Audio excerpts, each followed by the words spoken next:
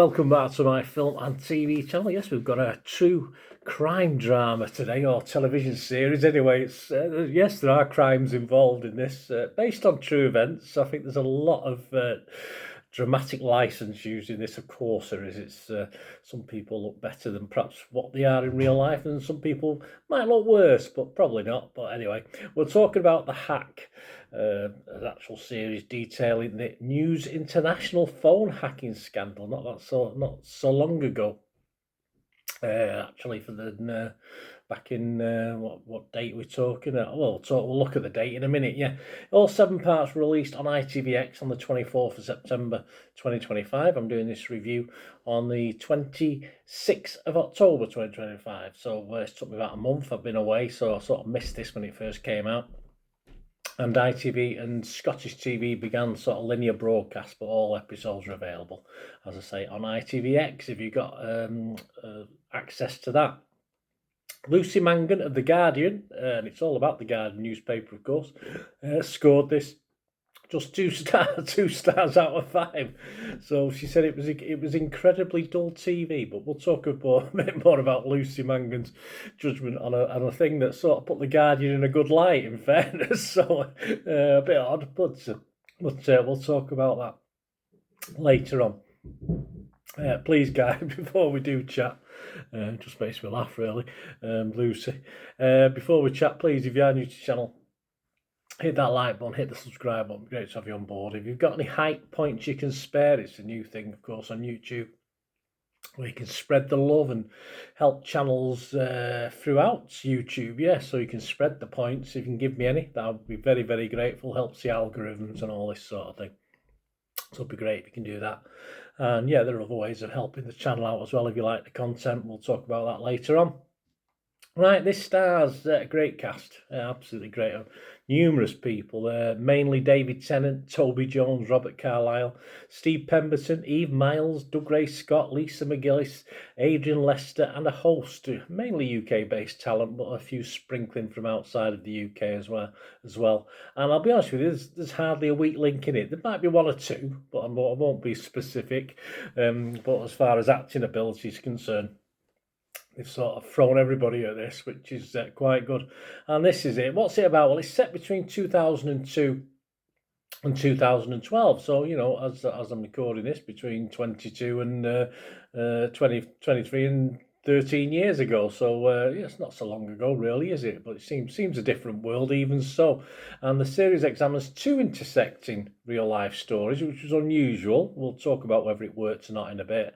The work of Nick Davis, a journalist who uncovered evidence of phone hacking at the News of the World, a now defunct British newspaper. I do actually have the final copy of that upstairs in my little office, little things I used to keep. I do have actually the last copy of that somewhere. Anyway, the now defunct British newspaper owned by Rupert Murdoch, of course, and the police investigation into an unsolved 1987 murder of a guy called Daniel Morgan, a PI. With links as well to the News of the World. So there are 2 stories. There's a slight overlap, but they're quite independent, really. Yeah, my thoughts on this. Tennant and Carlyle, of course, Toby Jones is brilliant, of course he is. But Tennant and Carlyle, perhaps Tennant more so, are extremely good leads for this in this great ensemble cast, all told in an interesting story. As I said, there's a license use, so I'm not going to say it's perfect. It's not a docudrama. It's not. You know, there's a lot of leeway given, and I think I think it's just entertaining for all that. And I don't watch this to learn anything. I don't watch it. I mean, I obviously lived through the original crisis and would have been a bit more perhaps interested in the goings on then than I perhaps am now as an older guy. I just want to get on with my own world now. I don't try to worry too much about other things, but yeah, it is entertaining. That's all I watch this for. I don't watch it to be educated as far as people and what they got up to. I just want to be entertained when I watch television, and this is what this does. And we have the goodies, the baddies, and there's not that much in between actually, which is fairly unrealistic, but that's how it pans out. The chat to camera that Mr. Tennant does is perhaps unnecessary, but I think it adds to it. I think it just adds to the style of the series, and he does it so well. I thought of all the good actors in this who do a great job, I thought Tennant was superb in this. I thought he was outstanding. And this little chat away to camera, little comments, little throwaway comments as well. About he receives as like a report off someone. He said, "Well, I didn't get it here. I actually got it at such and such a place." Just little things like that, little factual things that sort of add to it all.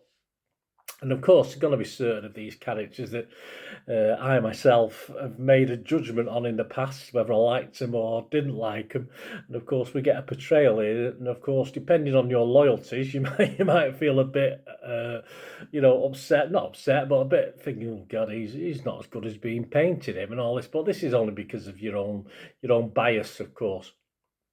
And for the most part, I wasn't too disgruntled with the characters on the screen. There was one or two that come out more decent than I perhaps personally would think they are, but that's just how it's going to be.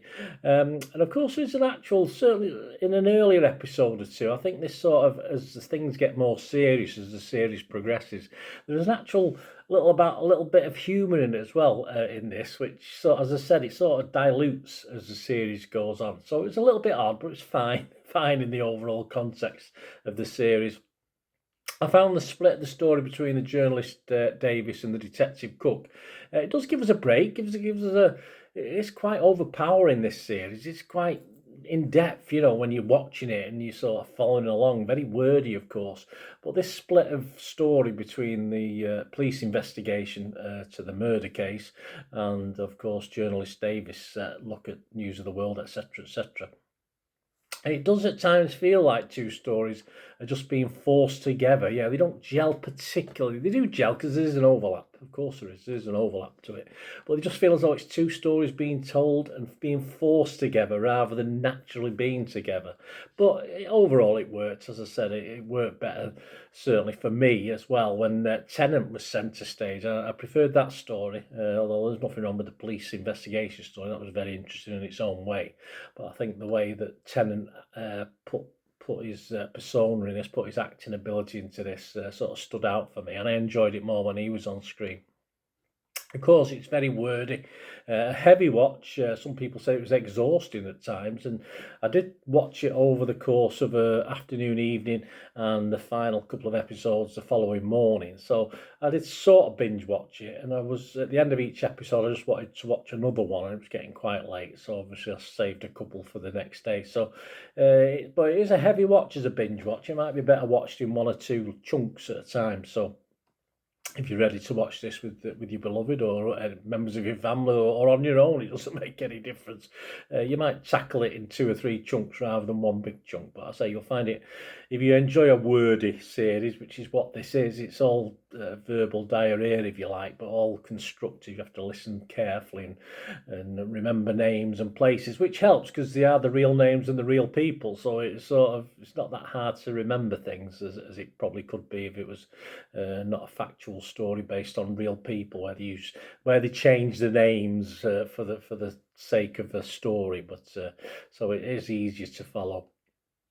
It's hard to be negative on this because I liked it. If I perhaps had to be, yes, the fact the two stories together, we got 7 episodes. It might have been better perhaps with an episode shorter, or even 2 different stories told over 3 or 4 episodes each, something like that, which might have been better. But 7 episodes is all right. It might just feel a little bit long.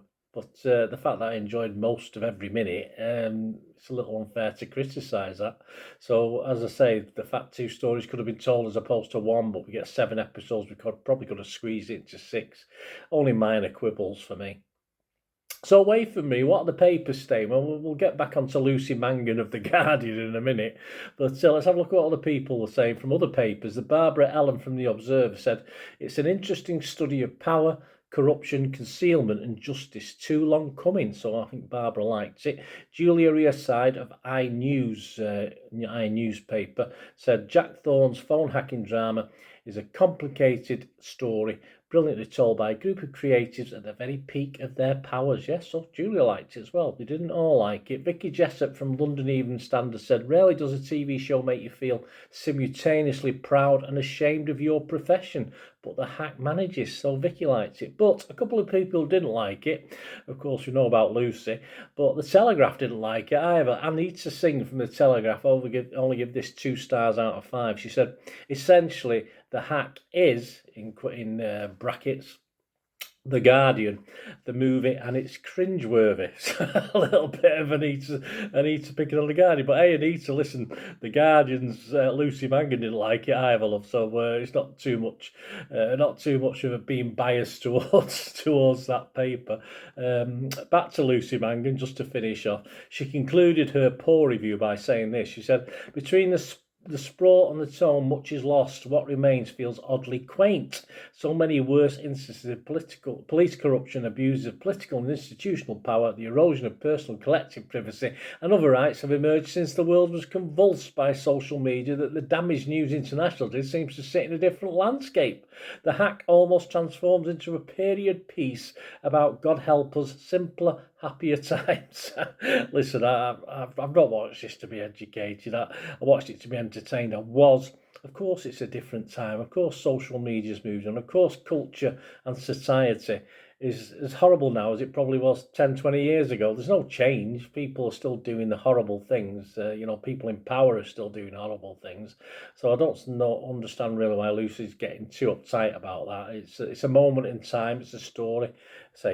Dramatic license used. Of course it has. And of course, Lucy did comment that she wasn't, not in this conclusion, but during a little review, she did comment that the portrayal of Davis as a saint, a fellow journalist of the same paper. But yeah, I mean, as stated earlier, it's dramatic license. It's always going to paint some bad and some good, and it's a story based on true events, and that's how I watch it. I certainly don't think Mr. Davis is a saint. Of course he's not. He's a journalist. But, you can only go at what's presented to you. And I think Lucy, I don't know why Lucy had such a downer on it. I'm not overly sure on that. But as I say, she wasn't alone. Some people didn't like it. But generally people are liking it. And as I say, I watch it not to be educated as into journalism and politics, etc. I just watch it to be entertained. My little conclusion. Well, I won't be turning on. I won't be going on Spotify and looking for Andy Coulson's podcasts. I won't be looking at that. That guy should have faded from obscurity, but obviously he hasn't. And of course, these people tend to bounce back, don't they, and go on to keep making money, etc., etc. And so there's not a chance of that, although I might send a begging letter or two to Rebecca Brooks, so see how that goes. That's all I could say anyway, just in conclusion, bit of lighter there. I'm not going to be overly serious. I wouldn't, all right, I will send a begging letter. Anyway, what are others thinking? Well, Rotten Tomatoes, only 13 critics, 9 were fresh, 4 were rotten. Internet Movie Database, Joe Public are liking it, just over 1,200 scores and reviews. And it's getting a 7.4 out of 10, which is fine. I'm going to give this a 7 as well. Very enjoyable. Enjoy it. I was sad when it ended, but and Tennant, super, one of his best things I've seen for a long time. I mean, Doctor Who was never the same since he went, and this is I like Matt Smith as well, and I quite like Christopher Eccleston, but yeah, Tennant, one of his better efforts for me. Brilliant stuff. Let me know what you think, guys. Great to have your thoughts. Let us know in the comments any thoughts on this or anything to do with film and TV. And of course, if you enjoy the content, enjoy what I try and do, you want to shout out or you want to help sponsor the channel, things like that, all you ever have to do is keep watching and listening. Hi again, hope you enjoyed the feature, guys. Thanks for watching. Please, if you did enjoy the content, please give us a thumbs up, and if you've not already done so, press that subscribe button. If you've not already subscribed, that'd be wonderful. It's free to subscribe, absolutely free. Also, check out my social media links if you want to follow me on TikTok, Instagram, X, Facebook. They'll all be in the description below. And my special thanks to supporters of the channel, yes, Piat6505, who have an eBay shop selling film and TV memorabilia, including posters, books, magazines. There'll be a link again in the comments section. And if you're into your football, don't forget my football stuff on Manchester City for general football fans, but mainly City fans, of course. Or if you know someone who might enjoy that, give them a kick in my direction. I'll be very, very grateful. And as ever, guys, comments on this feature is wonderful. Anything to do with film and TV, it's always very, very welcome. It's great to talk film and TV. I thank you guys for your support. Stay safe, everyone.